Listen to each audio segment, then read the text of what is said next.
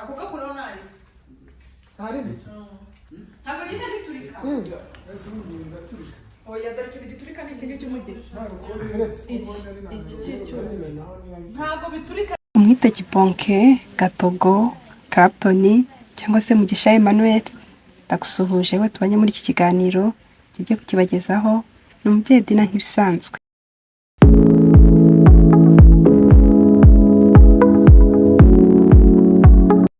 Mugisha Emmanuel wamenyekanye nka Kibonke, Clapton, Gatogo n'andi menshi, ni umunyarwanda wavukiye mu Bugande mu mwaka w'1988. Yamenyekanye cyane mu kuririmba mu rwenya no gukina filime nyarwanda zisekeje, byatumye ibigo bikomeye byamaze bimwifashisha bimuha akazi kamuha gatubutse. Yakiniye muri filime zakunzwe nka Seburikoko, Agacube, Byadogeye, Virunga High School, Umuturanyi, byatumye muri 2017 atangira gutoranywa mu bakinnyi 10 bahatanira umukinnyi wa filime w'umwaka.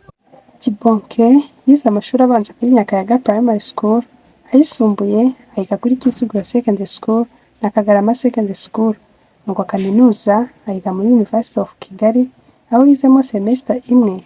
Ngo yavugaga ko yahagaritse amashuri ye kugira ngo akore akazi abone uko arihira barumuna bari bamaze kwirukanwa mu ishuri. Ntago navuye ku ishuri ngo nsange, bampamagaye ndi muri class.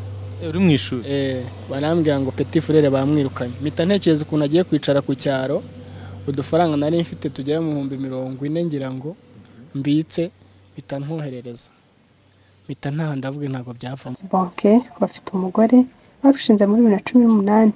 Yatangiye kariya ye muri 2014 aririmba indirimbo z'Imana. Uzo yaririmbye harimo Fata Telefone Mana, Muri Yesu harimo Ubwo, Ihangane n'izindi. Nyuma muri 2015 yatangiye kwandika no gukina filime, kuba umushyushya rugamba ndetse no kwamamaza. Kibonke ni umubyeyi w'abana 3, akaba yarabyaranye n'umufasha we ariwe Jacqueline. Umunyarwenya Mugisha Emmanuel wamaye nka Clapton, Kibonke n'andi mazina tubatse muri filime agaragaramo, avuga ko umugore we ari we ntandaro y'iterambere ryose amaze kugeraho ubu. Aha navuga ko ari wamugiriye inama imukura mu nzu y'icyumba kimwe ajya mu nzu nini. Iyo nzu nini ari yatumye yagura ibitekerezo agakura mu mutwe. Clapton avuga ko iyi nama yayigiriwe n'umutoni Jacqueline, ubu akaba ari umufasha we, ariko icyo gihe arakiri umukobwa batari abana. Yamubwiye ko iyo nzu y'icyumba kimwe ntacyo yazatuma yigezaho. Mu kiganiro gito Clapton yahishuye ko hari inama nyinshi zituma agera aho ari uyu munsi yahawe n'umugore we buzuzanya cyane. Clapton avuga ko kera akiri muto muri sinema yaratuye mu Nyakabanda, nyuma akimukira i Nyamirambo aho yagiye kugira ngo yegere akazi yari afite ko gukina muri filime ya Seburikoko. Aha navuga ko hahinduye ubuzima n'imibereho bye bya buri munsi afite kugeza ubu.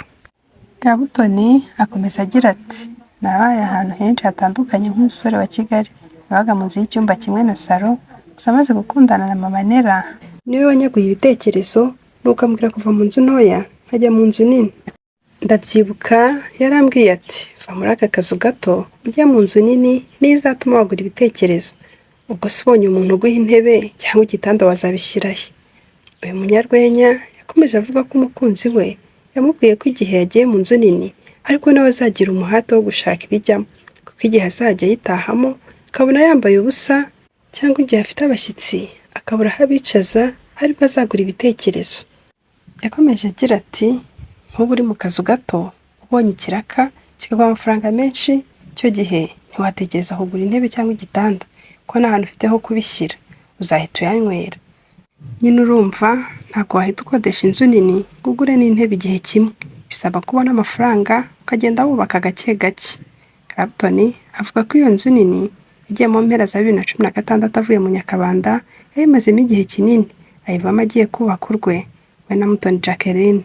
Kibonke bafite umugore barushinze muri 2018, bakaba bafitanye abana 3, abakobwa 2 n'umuhungu umwe. Mu ijoro ryo ku itariki 25 Gicurasi 2024, inshuti n'umuryango wa Clapton, Kibonke na Ntambara Jackie barasangiye, barasenga kandi bashima Imana kubw'ibitangaza yakoreye uyu munyarwenya wamaye muri sinema y'u Rwanda nyuma yo gukira indwara yari yaramufashe imyanya y'ubuhumekero. Mu marira menshi ndetse n'agahinda kenshi, Ntambara Jacqueline arabara inkuru y'urushako rwe. Aragira ati, nashatse mfite imyaka 22 y'amavuko. Benshi mu nshuti zanjye bahoraga bambwira ngo kuki washatse umugabo w'umukene kandi uhora arwaye. Nanjye nkihangana ko nari narafashe icyemezo. Uyu mugabo wanjye mureba yabayeho atarya, atanywa, atunzwe n'imiti. Yari umukene bikabije. Ntambara Jackie yavuze ko imfura yabo ariyo yazanye umugisha ubuzima butangira guhinduka. Ati nahuye na Kibonke muri Mata 2014, dushakana muri Kanama 2018. Imfura yacu ni Mugisha Noella Oriane. Akivuka mu rugo habaye impinduka ku bijyanye n'ubutunzi, ariko hasigaye ikibazo cy'uburwayi. Umugabo wanjye yafite uburwayi ku buryo yari afite ibikomere. Sinigeze mubaza indwara arwaye, ariko nawe ntigeze ansobanurira. Yararaga akorora ijoro ryose, ku buryo hari inshuti zanjye zambwiraga ngo zicuza ngo warashatse umukene w'umurwayi.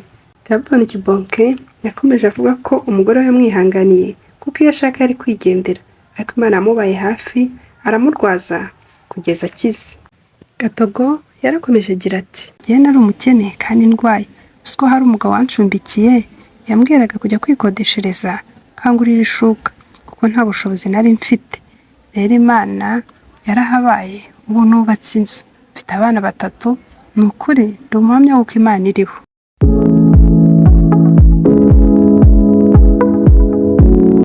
Ndagushimiye wabanye natwe muri iki kiganiro. Niba ari ubwa mbere twiyunzeho, ndagusaba gukora subscribe kugira ngo n'ibindi biganiro bye bikugeraho. Kandi niba wakunze ikiganiro ukore kuri like. Ndabakunda, Imana ibarinde.